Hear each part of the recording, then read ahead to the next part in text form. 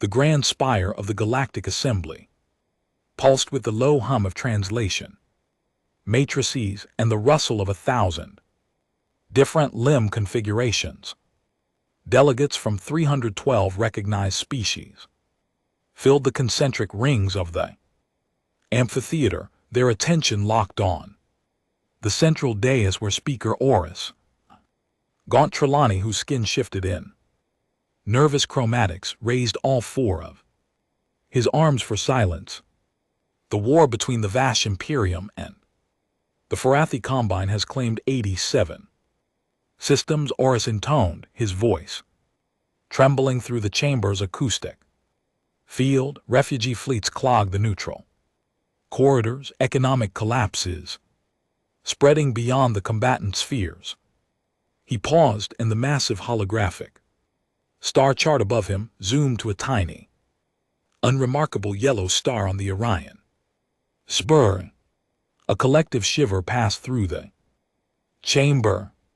The human home system, Oris said, saw. The word alone made neural frills tightening carapace plates click in involuntary dread. Humanity had not fought a large-scale interstellar war in over a century, but their record during the expansion era remained burned into galactic memory. Campaigns of startling brutality, tactical improvisation that bordered on prescient, and a refusal to accept defeat that had turned certain annihilation into improbable victory on 11 separate occasions. We believe both the Imperium and the Combine are preparing diplomatic missions to Earth, Oris continued. They will offer territory, resources, concessions, anything to bring human fleets into the conflict on their side. A delegate from the Rin Freeholds, a slender amphibian draped in moisture veils, croaked into the open channel. If the humans choose a side, the other will be annihilated, and the balance of power will shatter forever. Worse, Oris said, if both sides insult them, or if Earth perceives a threat to its expanding frontier, they may enter the war as a third faction. And human strategic doctrine has never recognized the concept of proportional response. The chamber fell into the kind of silence that precedes a collective admission of helplessness. Oris straightened. I move that this assembly issue a formal binding plea to both the Vash Imperium and the Korathi Combine. The message will be simple. Leave Earth out of the war. Do not approach their system. Do not send envoys. Do not provoke them. We must contain this variable. The voting indicators lit up, one by one. The rings of delegates affirmed they motion. Green light spread like a contagion. A few nervous abstentions flickered from species that shared borders with human colonial space, but the tally swept past the threshold. Under 2 minutes. As the final votes registered, a lone figure in the human delegation alcove remained motionless. Callum Draven held the official rank of cultural liaison, aide third class, a position so minor that the Assembly's protocol algorithms barely registered his existence. His plain gray uniform bore no commendations, and his expression was a mask of professional neutrality. But his data slate had vibrated 3 times during Oris's speech, a pattern, a code. He glanced down at the screen. The message glowed in simple, unencrypted text. Reclamation is Greenland. They have no idea. Relay active. Draven allowed himself one slow blink. The Assembly had just spent 40 minutes trying to erect a fence around a sleeping giant, never realizing the giant was already awake, already watching, and already moving. He stood. The motion was so casual that no one noticed except the 2 massive Vast security guards near the human alcove. They stiffened. Draven began walking toward the central dais. Part 2. Speaker Oris was already shuffling his ceremonial documents when the murmur of confusion rippled through the lower rings. A human was striding down the delegate access ramp, not hurried, not hesitant. Each step placed with the kind of deliberate economy that veteran soldiers recognize and politicians ignore.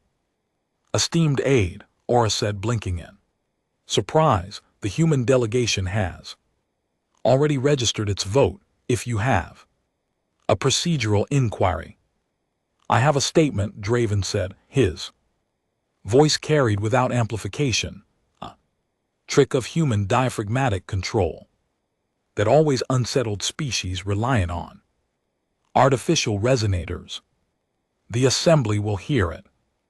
The chamber's decorum protocol struggled with the breach. Delegates exchanged uncertain glances. Humans rarely spoke in these sessions. When they did, it was usually about trade disputes or navigational right-of-way in frontier sectors. They never interrupted a closed vote.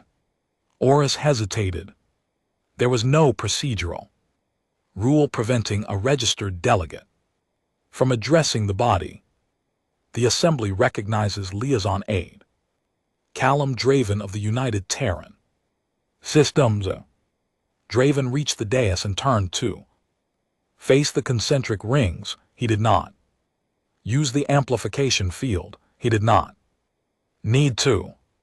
You just passed a resolution begging the major powers to leave my species out of their war, he said. I'm here to tell you that Earth accepts. Relief washed through several sections of the chamber, but Oris's chromatics flushed dark with something closer to alarm. The Trelawney had spent decades studying human negotiation patterns. Acceptance was rarely this straightforward.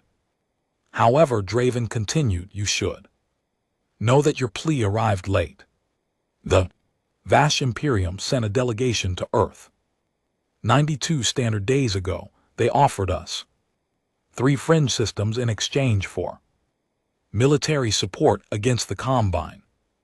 The Karathi Combine sent their own envoy 78 days ago. They offered us exclusive trade rights across 8 sectors and shared control of the Faxo shipyards. The chamber erupted in noise. Delegates shouted accusations, demands for clarification, furious denials from the Vash and Karathi ambassadors present. Draven waited, unmoving, until the cacophony subsided under the weight of his silence. Earth rejected both offers, he said. We reject being anyone's weapon. We reject being a prize to be won. And we reject the idea that our neutrality can be purchased with territory stolen from other species. He took a single step forward. The holographic star chart behind him shifted, responding to his wrist-mounted control module. The view zoomed out, revealing a web of glowing lines connecting dozens of systems, supply chains, communication relays, covert transfer stations. But we also did something else, Draven said. We investigated why this war started. The official narrative is a territorial dispute in the Cygnus Vale. The reality is far less romantic. The web of lines began to pulse, revealing a hidden pattern of coordination beneath the surface of the conflict. Funding sources, proxy engagements, false flag operations designed to escalate specific confrontations. This assembly, Draven said, or more precisely, Speaker Oris and a select group of senior delegates from the neutral blocks has been running a shadow campaign to prolong and intensify the war. The goal was to bleed both superpowers until they were too weak to resist a new political order, one controlled by the very people who sit in the security council chambers beneath this spire. Oris took a step back, his skin now a sickly gray. These accusations are baseless. The evidence packet has already been distributed to every delegation through a secondary data stream, Draven said. Encryption keys included. You've been caught. Speaker, the only question left is what happens next. The chamber's holographic display split. Half showed the intricate conspiracy map.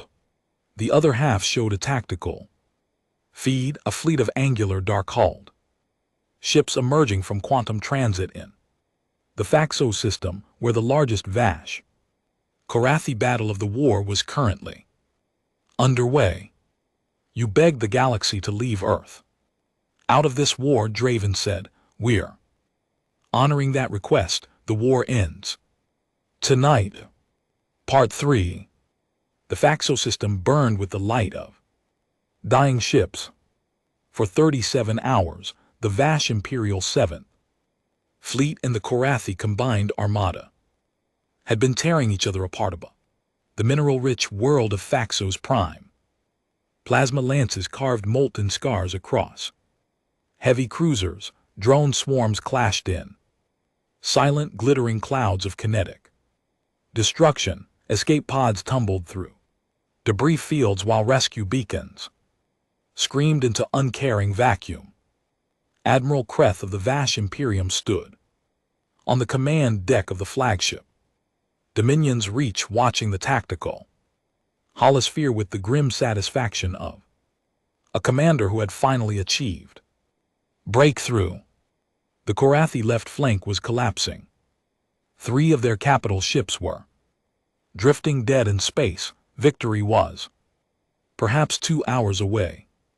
Sir, the sensor officer's voice cracked with something Kreth had never heard from him before, raw, unprocessed terror.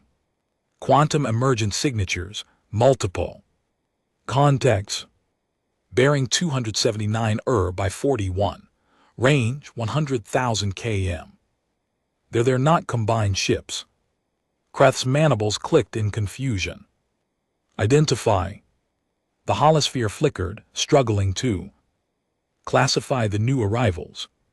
The ships were angular, flattened, their hulls coated in a material that absorbed sensor pulses rather than reflecting them.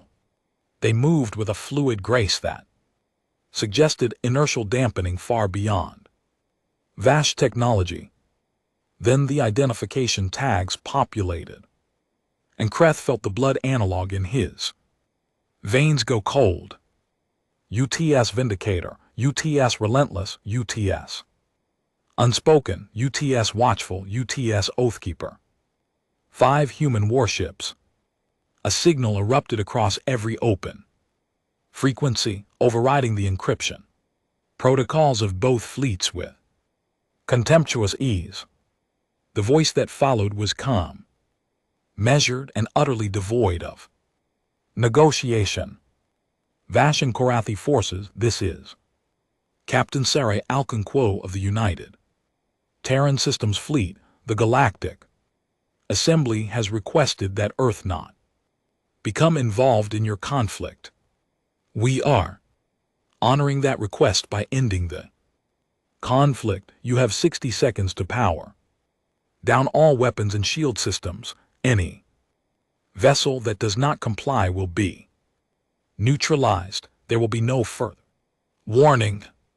Kreth stared at the holosphere. 5 ships against the combined might of 2 armadas totaling over 300 vessels.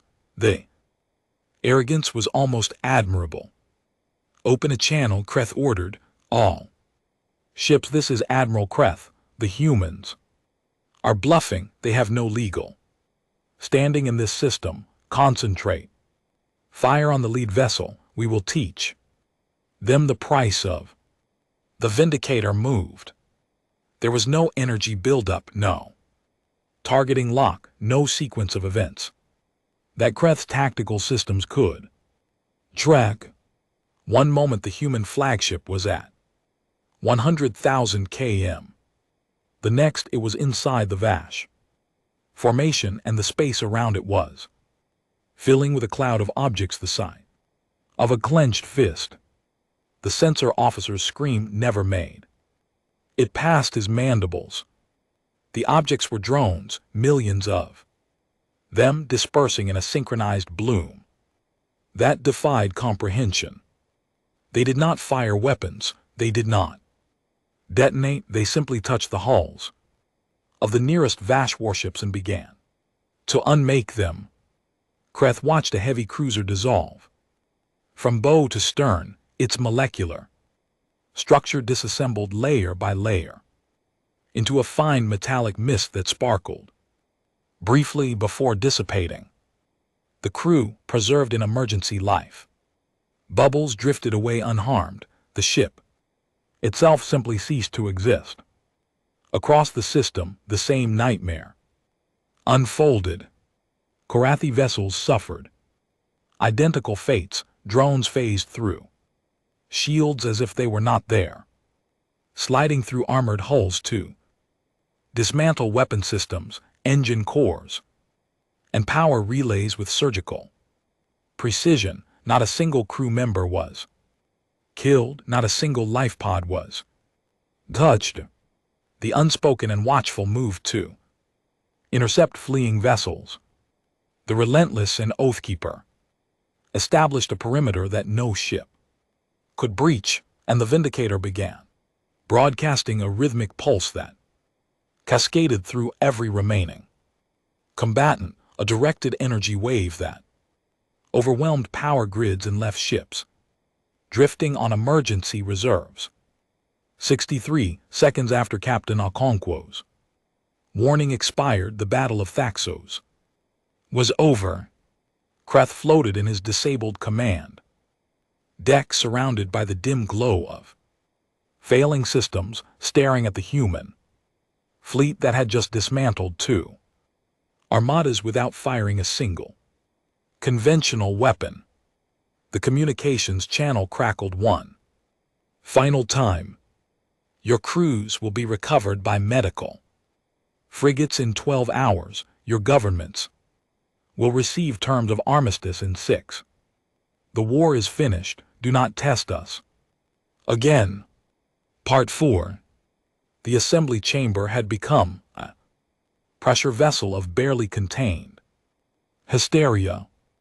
Delegates who had spent centuries perfecting the art of diplomatic composure were openly displaying distress postures. A Korathi ambassador tore at her sensory filaments. A vast military attaché slammed his carapace against his console in frustration.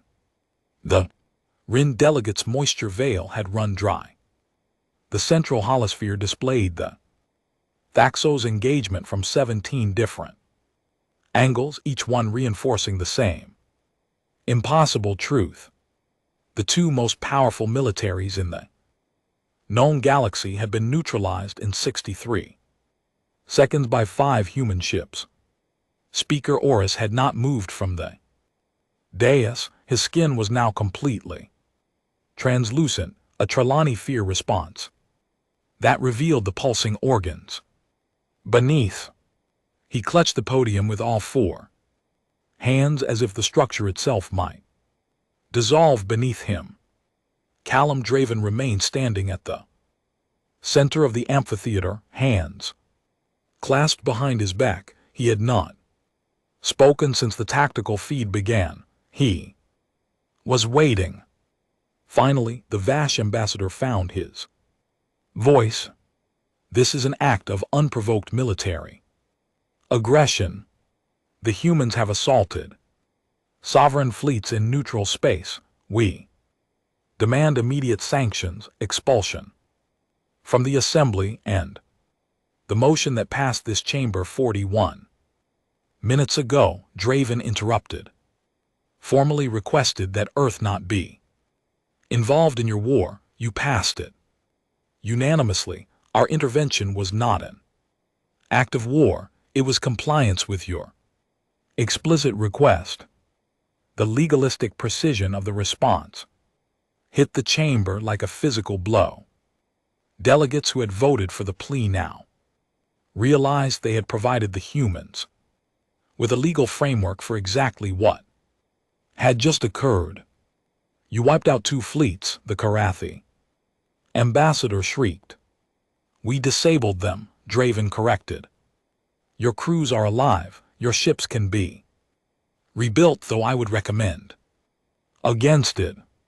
The structural damage is extensive. He turned slowly, letting his gaze sweep across the concentric rings. This assembly has spent decades managing galactic affairs through proxy conflicts, economic manipulation, and strategic instability. You have treated war as a tool of statecraft. You have treated soldiers as expendable resources, and you have treated neutral systems as acceptable casualties. He paused, and the silence that followed was absolute. Earth does not share those values, he continued. We have fought our own wars. We have made our own mistakes, but we have never treated conflict as a game to be played from behind a curtain.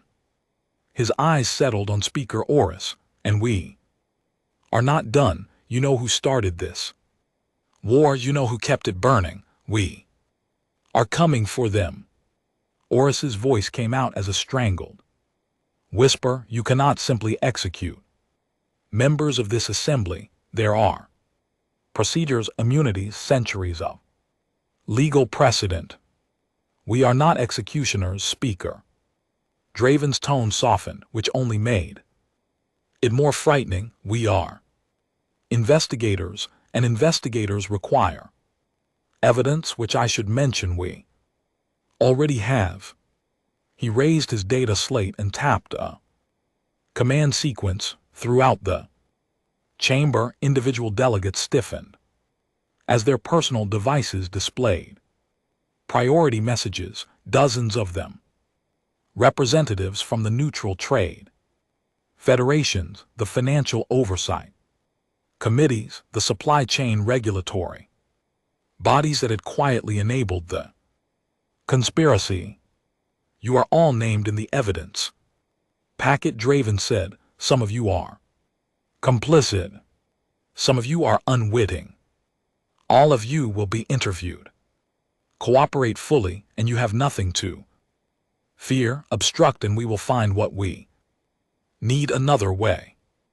A delegate from the Far Reach Shipping Consortium stood on trembling legs. And what way would that be? Torture, mind scraping. What methods do you consider acceptable? Draven met the delegate's gaze without blinking.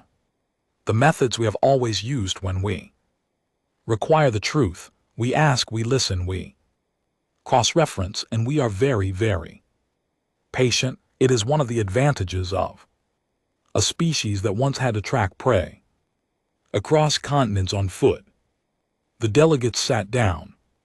The war is over, Draven said again. The cleanup begins now. Part 5. The Security Council chambers beneath the Assembly spire were theoretically unknown to the general delegate population. They existed as a classified annex, shielded from public records and accessible only through a network of hidden transit tubes that connected the private quarters of the most senior representatives. Draven's team had mapped them 8 months earlier. He descended through the maintenance shaft with 5 operatives moving behind him, their chameleon suits rendering them as shifting distortions in the dim emergency lighting. The suits were not invisibility cloaks. Those were physically impossible despite centuries of fiction. But they bent electromagnetic wavelengths with sufficient precision to defeat every scanning technology the Assembly possessed. The shaft opened into a wide, circular chamber decorated with art pieces looted from a dozen frontier cultures over the centuries. 12 figures sat around a polished stone table carved from a single asteroid fragment. Speaker Horus occupied the head position. The other 11 represented the true power structure of the neutral bloc: trade barons, intelligence directors, and retired military strategists who had orchestrated the war as a calculated investment. You knew they were coming, Horus was saying, his voice thin with terror. You told me the human delegation was harmless, a cultural attaché, an aide. One of the conspirators, a thick-bodied Braxian named Ulthar, slammed a manipulator limb on the table. The aide was a cover. Draven is clearly a high-level operator. The question is how much he actually knows versus how much he is bluffing. He is not bluffing. Draven stepped out of the shadows at the chamber's edge. His team remained invisible, positioned at every exit point. The 12 conspirators froze. I know everything, Draven said, walking slowly toward the table. I know about the false flag attack on the Korathi colony at Veles Prime. I know about the intercepted vast supply convoy that was blamed on Combine privateers.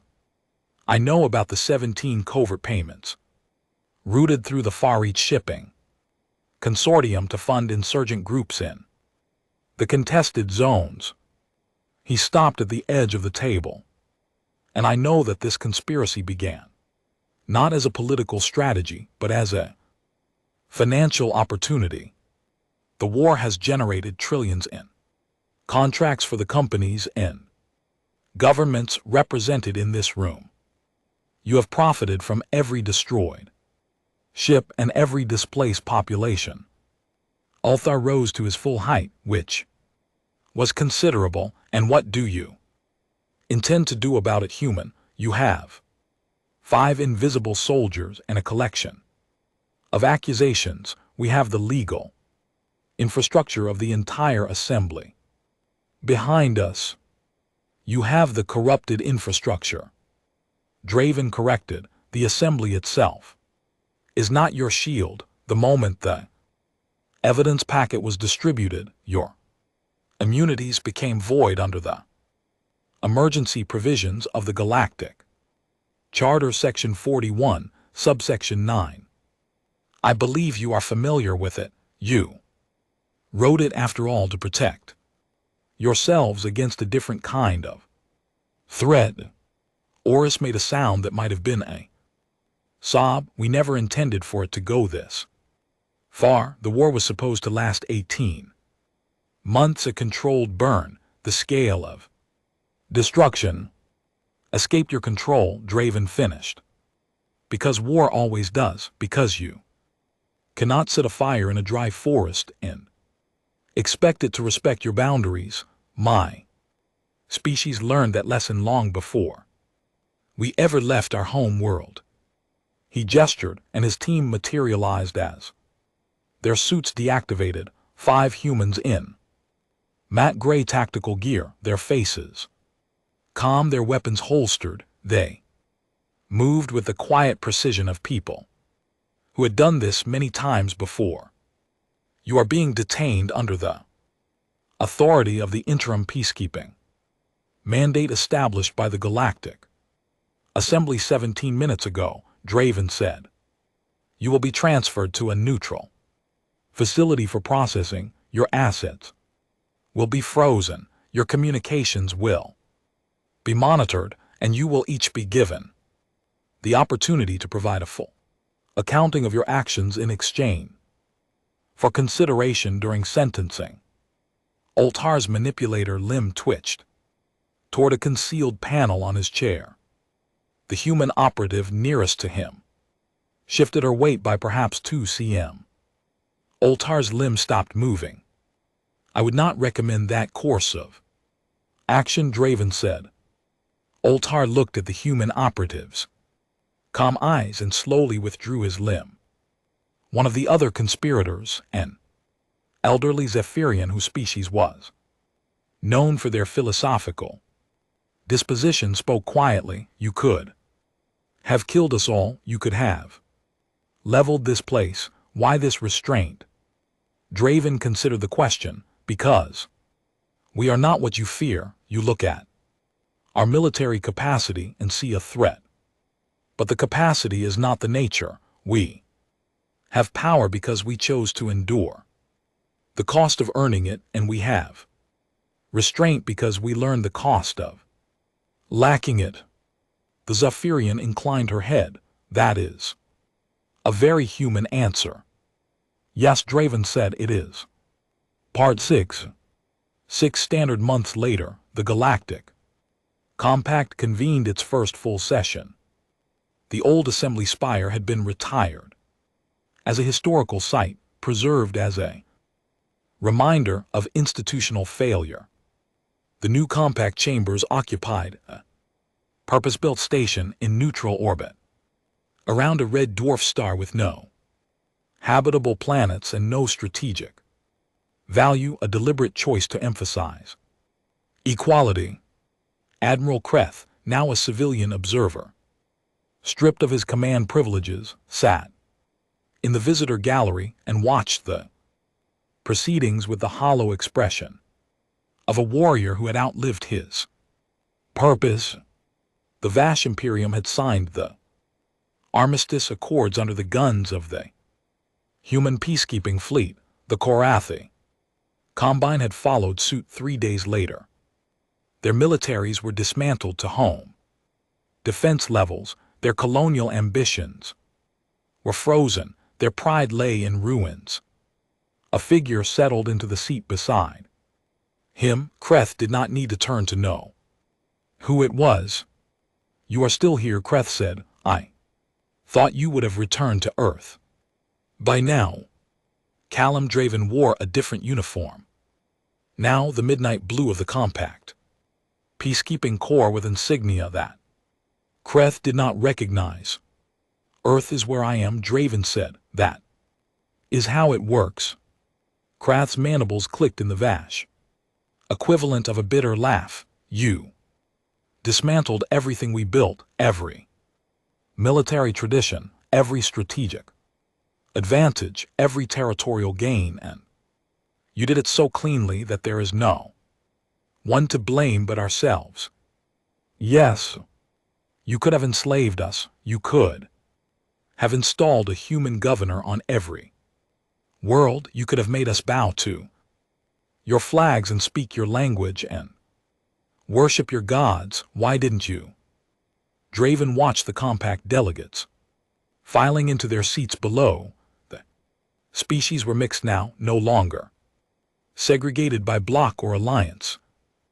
Korathi sat next to a Vash, Abraxian, shared a table with the Rin diplomat who had once accused her people of war profiteering.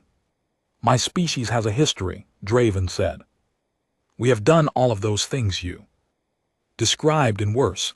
Empires built on conquest, systems of extraction, disguised as civilization. We have been the oppressed and the oppressor, sometimes in the same generation, and we learned that empires always fall. Always. The only question is how much blood is spilled before they do. So this is wisdom? Kreth asked. Restraint born of guilt. It is practicality, Draven said. A conquered population will rebel.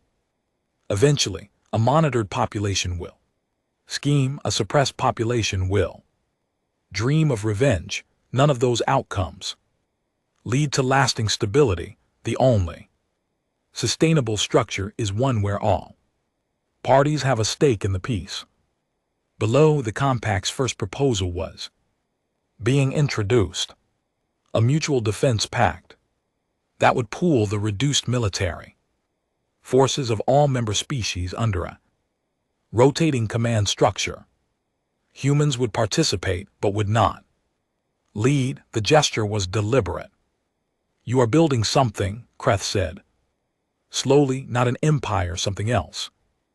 We are building a firebreak, Draven said, a structure designed to stop the next war before it starts. It will not work forever, nothing does, but we will keep improving it iteration by iteration, until the idea of interspecies war becomes as archaic as the idea of dueling with swords. And if another threat emerges, something from outside. Draven's expression did not change, but Kreth noticed a subtle tension in the human's posture, the same readiness he had displayed on the assembly floor months earlier. Then we will face it, Draven said. Not as conquerors, not as reluctant saviors, as neighbors who have learned that survival is a collective effort. A chime echoed through the gallery. Draven touched his wrist module and rose. I have a briefing, he said, deep. Space monitoring picked up something unusual this morning, a signal from the Andromeda halo, structured, repetitive. Not natural.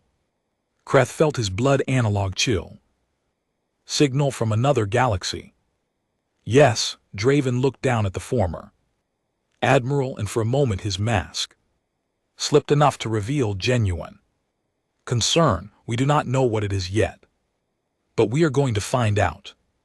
He walked away, leaving Kreth alone with the dawning realization that humanity's terrifying military capacity had never been the real revelation. The real revelation was that they had built it because they had always assumed something like this was coming. Part 7. The emergency session of the compact was held in closed chambers, accessible only to the heads of delegation. The signal from Andromeda had been verified by 17 independent observatories. It was not a natural phenomenon. It was not background noise. It was a message, or the beginning of one, transmitted on a carrier wave that suggested technology significantly beyond any known species in the Milky Way.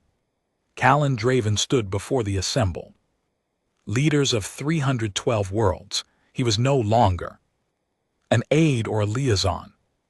He was the senior human representative to the compact, a position that had been created for him 3 days ago. We have analyzed the signal, he said. The structure suggests a locator beacon, a very old one. The modulation patterns indicate it has been active for approximately 43,000 years. The chamber silence was absolute. 43,000 years was longer than most of the civilizations in the room had existed. Who builds a locator beacon that old? Asked the Korathi head of delegation, her sensory filaments quivering. Someone who wants to be found, Draven said eventually. A murmuring began. Draven let it continue for a few moments before raising his hand. There is more, he said. The beacon is not alone. Our long-range telemetry has detected material signatures consistent with artificial structures in the intergalactic void, vast structures larger than anything built in this galaxy. The murmuring ceased. The fear that replaced it was palpable.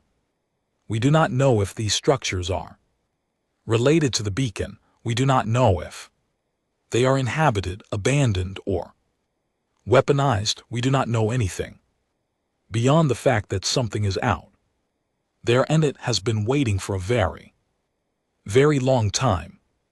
The Zephyrian elder who had once asked Draven about human restraint now stepped forward. Her species was known for its wisdom, but her voice carried an edge of urgency.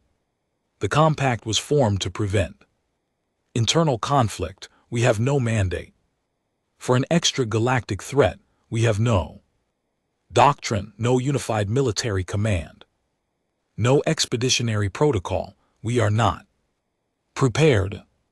No, Draven agreed, you are not. He let the words hang in the air. The implication was clear, only one species in the room was prepared for this. Only one species had spent centuries building the capacity not for conquest, but for an eventuality no one else had believed possible. The Vash representative rose. 6 months ago he would have spat threats and accusations. Now he simply asked the question that every being in the chamber was thinking. Will Earth lead us? Draven looked at him for a long moment. Then he turned to address the entire assembly. 312 species, he said, you once begged the galaxy to leave Earth out of your war. You feared what we would do if we became involved. You were right to fear us, but you were wrong about the reasons. He activated the central holosphere, which displayed the 5 human ships that had ended the Battle of Thaxos. Then the image shifted to show designs for a new class of vessel, larger, faster, equipped with technologies that had been theoretical until 6 weeks ago. You thought we were dangerous because we could destroy you. That is not why we are dangerous. We are dangerous because we refuse to stop, because when we see a threat we move toward it, because our entire history has been a series of encounters with the unknown, and we have survived every single one by refusing to accept our own extinction. He gestured, and the holosphere displayed a fleet, not 5 ships but 5,000, emerging from space docks above Earth, Luna, Mars, and the orbital colonies of the outer system. The expedition to Andromeda departs in 30 days, Draven said. The compact is invited to contribute ships, personnel, and resources. Participation is voluntary. Leadership of the expedition will be shared, but make no mistake, this fleet exists because Earth built it, and Earth will not wait for consensus. If consensus does not come, the chamber erupted in a storm of questions, protests, offers, and demands. Draven weathered it with the same calm he had displayed on the assembly floor months ago. When the noise finally subsided, the Zephyrian elder spoke again. You knew, she said, you knew this was coming. That is why you ended the war so quickly. That is why you forced the compact into existence. You were preparing us. We were giving you a chance to be prepared. Draven corrected. The choice is yours. The compact voted that same day not to beg Earth to stay out of the conflict, but to ask Earth to lead the way into it. The phrase "leave Earth out of the war" would be remembered not as a plea of desperation, but as the first line of a new galactic doctrine. If you do not want humanity to end your war, do not start one. If you want to survive the greater war that is coming, stand beside them. The expedition fleet departed on schedule 30 days later. 5,000 human ships, joined by 400 vessels. From the compact, they vanished into the intergalactic void toward a beacon that had been waiting 43,000 years for someone to answer. Behind them, the Milky Way held its breath, and in the darkness between galaxies, something stirred.